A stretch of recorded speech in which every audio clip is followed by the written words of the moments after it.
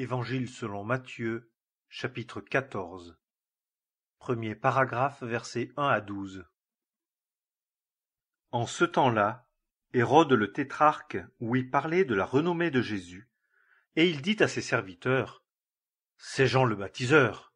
Il est ressuscité des morts, et c'est pourquoi les miracles s'opèrent par lui. Car Hérode, ayant fait prendre Jean, l'avait fait lier et mettre en prison à cause d'Hérodias, la femme de Philippe son frère, car Jean lui disait: Il ne t'est pas permis de la voir. Et tout en ayant le désir de le faire mourir, il craignait la foule, parce qu'il le tenait pour prophète. Mais lorsqu'on célébrait l'anniversaire de la naissance d'Hérode, la fille d'Hérodias dansa devant tous et plut à Hérode. Sur quoi il lui promit avec serment de lui donner tout ce qu'elle demanderait. Et elle, poussée par sa mère: Donne-moi ici, dit-elle, dans un plat la tête de Jean le baptiseur. Et le roi en fut affligé. Mais à cause des serments et de ceux qui étaient à table avec lui, il donna l'ordre qu'on la lui donnât. Et il envoya décapiter Jean dans la prison.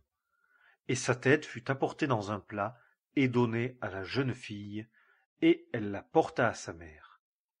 Et ses disciples vinrent et enlevèrent le corps et l'ensevelirent. Et s'en allant, ils rapportèrent à Jésus ce qui était arrivé. Deuxième paragraphe, versets 13 à 21. Et Jésus, l'ayant entendu, se retira de là dans une nacelle en un lieu désert à l'écart. Et les foules l'ayant appris, le suivirent à pied des différentes villes. Et étant sorti, il vit une grande foule, et il fut ému de compassion envers eux. Et il guérit leurs infirmes. Et le soir étant venu, ses disciples vinrent à lui, disant: Le lieu est désert, et l'heure est déjà passée. Renvoie les foules, afin qu'elles s'en aillent au village, et qu'elles s'achètent des vivres. Mais Jésus leur dit: Il n'est pas nécessaire qu'elles s'en aillent. Vous, donnez-leur à manger. Mais ils lui disent: Nous n'avons ici que 5 pains et 2 poissons. Et il dit: Apportez-les-moi ici. Et, ayant donné l'ordre aux foules de s'asseoir sur l'herbe, ayant pris les 5 pains et les 2 poissons, il regarda vers le ciel et bénit. Et ayant rompu les pains, il les donna aux disciples, et les disciples aux foules. Et ils mangèrent tous, et furent rassasiés. Et ils ramassèrent des morceaux qui étaient de reste 12 paniers pleins. Or, ceux qui avaient mangé étaient environ 5000 hommes, outre les femmes et les enfants. Troisième paragraphe, versets 22 et 23. Et aussitôt il contraignit les disciples de monter dans la nacelle et de le précéder à l'autre rive jusqu'à ce qu'il eût renvoyé les foules. Et quand il eut renvoyé les foules, il monta sur une montagne à l'écart pour prier. Et le soir étant venu, il était là, seul. Quatrième paragraphe, versets 24 à 33. Or la nacelle était déjà au milieu de la mer, battue par les vagues, car le vent était contraire. Et à la 4e veille de la nuit, il s'en alla vers eux, marchant sur la mer. Et les disciples, le voyant marcher sur la mer, furent troublés, disant: C'est un fantôme. Et ils crièrent de peur. Mais Jésus leur parla aussitôt, disant: Ayez bon courage, c'est moi, n'ayez point de peur.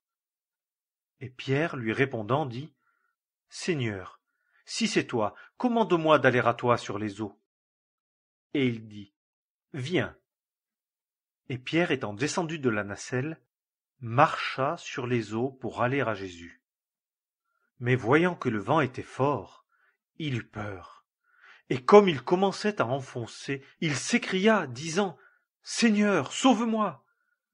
Et aussitôt Jésus, étendant la main, le prit et lui dit: Homme de petite foi, pourquoi as-tu douté? Et quand ils furent montés dans la nacelle, le vent tomba. Et ceux qui étaient dans la nacelle vinrent et lui rendirent hommage, disant: Véritablement, tu es le Fils de Dieu. Cinquième paragraphe, versets 34 à 36. Et, ayant passé à l'autre rive, ils vinrent dans la contrée de Génézareth. Et les hommes de ce lieu-là, l'ayant reconnu, envoyèrent dans tout le pays d'alentour, et on lui apporta tous ceux qui se portaient mal. Et il le priait de les laisser toucher seulement le bord de sa robe, et tous ceux qui le touchèrent furent complètement guéris. Évangile